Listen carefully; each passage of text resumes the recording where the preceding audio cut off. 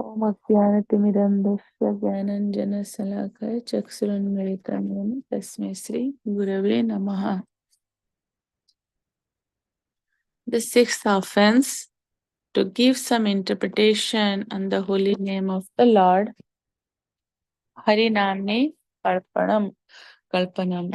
The meaning and effect of the holy name should not be interpreted.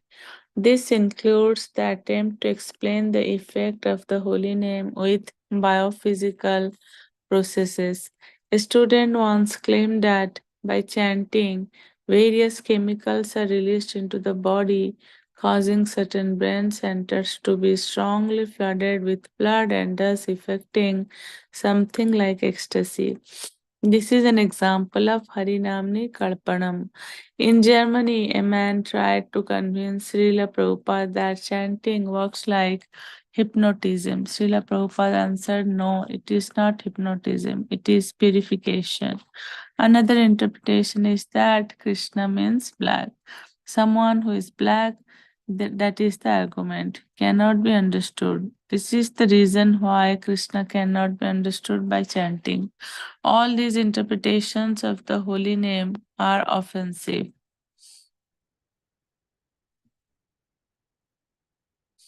The mundane interpreter tries to explain totally spiritual phenomena with his material logic. The holy name has inconceivable spiritual energies, as we have seen in chapter 2. It is the sound incarnation of Sri Krishna. The attempt to regard the holy name as a part of this world and equate it with anything material is foolish. How can the sixth offense be rectified? As with the fifth offense, one should admit in an assembly of devotees and beg them to enlighten one about the true nature of the holy name. With a repentant heart, one should beg for forgiveness for offending the holy name.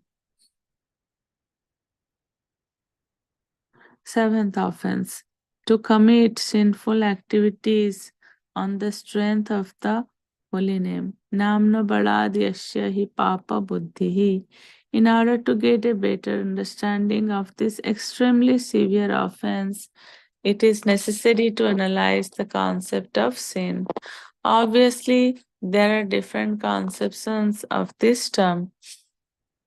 The different stages of sin. According to the Vedas, every sin has three stages: ignorance, the desire to commit a sin, and the sinful act itself. It is very important for a devotee to remove the cause of sin and ignorance to make further progress on the spiritual path. To this end, it is important to obtain spiritual knowledge. As long as the devotee is dwelling on the intermediate stage between sinful life and pure life, he'll keep a certain relationship to his past sins. Some neophytes on the spiritual path vividly remember their past sinful lives. They reside in the gray area of not yet being fully determined to accept everything favorable for their spiritual advancement. Their actions may already be spiritualized, but their mind is still attached to previous habits. Thus, it may occur that they fall back on them. However, as long as they do not commit further sins in this intermediate period, the effects of past sins will soon vanish.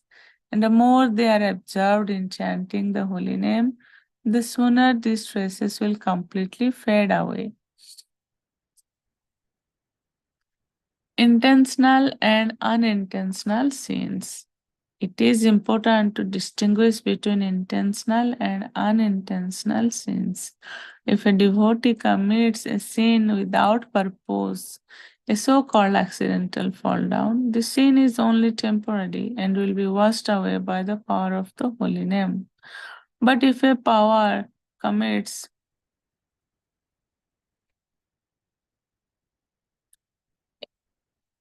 intentional sins, thinking that the bad effect will be washed off by the power of the holy name, then he cannot be regarded as a serious devotee. He is a cheater and will have to face the bitter result of his offenses. For example, fear, lamentation, and eventually spiritual death. Even the mere thought of committing a sin with the intention to annihilate it later through the strength of the holy name cannot be compensated by any remedy, or to speak of someone who actually commits the offense. Only a materialist can think like that. Such a person cannot be engaged in devotional service. In no case is it allowed to commit sins, thinking they will be forgiven by the strength of the holy name. We must not think of it at all. Where is the borderline between the two kinds of sins? Whereas a smaller or greater blunder is unintentional, here we speak of intentional sins if they are premeditated or planned in advance. In the previously mentioned offenses, there were always possibilities to neutralize them. Here, for the first time, the consequences are very severe. It is through the process of devotional service that one attains perfection. But if one rejects this process, especially by abusing the unique strength of the holy name for the fulfillment of sinful desires, then his lifespan, mind, and words will be ruined. Okay, so we'll stop here. But we read today about sixth and seventh offense. The sixth offense is giving some mundane interpretation to the holy name, and seventh offense is committing sinful activity on the strength of the holy name, thinking that the holy name will uh, eradicate all the sinful reactions. The sixth offense is giving some mundane interpretation, like we see sometimes people say like because when we chant the holy name, some chemical substances, they produce in our body, so it creates the ecstasy kind of thing, which is not true. And also sometimes they say like it is kind of hypnotism. So nothing is true about holy name. Holy name is for our own purification. And also holy name, this is not any material stuff. It comes directly from the spiritual world. Yesterday I was reading in Chaitanya Charitamrita, Adilila, I think, chapter 6. It was mentioned this chanting and dancing. These things are not material. We should not think or consider their material things, their transcendental things. That this holy names also, they directly come from the spiritual world. We should not do any kind of mundane interpretation of the holy name, which is an offense. Then seventh offense is like committing sinful activity. Let's say we now we think, okay, I'm chanting, so I'll do some sinful activity, and then I'll think, okay, I'm chanting, so I'll do some extra rounds, so my all my sinful reactions will go. No. But there are two types of sinful reactions we learned today. That is unintentional and intentional. Sometimes things happen, accidental fall down happens, and there is no intention to commit such sinful activities, but due to some reason it happened. In that case, if we chant the holy name, has such so much of power. It will help us to get away or to release from the sinful reactions of this kind of. But in case of intentional sinful activity, like even the thought of a intentional sinful activity, it's very very dangerous. So what to speak of about actually committing intentional sinful activity. We should never think that we're chanting, so if we'll do some sinful activity, a chanting will, or the holy name will help us.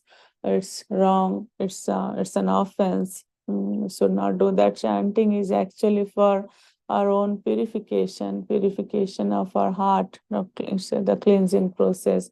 The more and more we chant, we should know.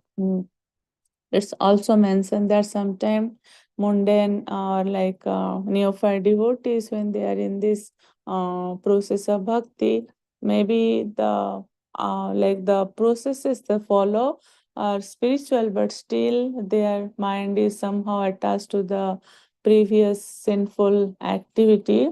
And gradually, like it's difficult, but it's difficult in the path of bhakti. But the more and more we chant, it will help us mm, to get away from all these things. So yeah, we have to be very devotees. You know, it's we have to be always very careful to not commit this kind of offenses. The it's mentioned that how it will kill our words, mind, and then finally spiritual death. Spiritual death means finally our bhakti lata, the, which we have to always nourish and take care of. If we commit offenses, the bhakti lata will ultimately die. So we have to be very careful to not commit any offenses. Can go for chanting now.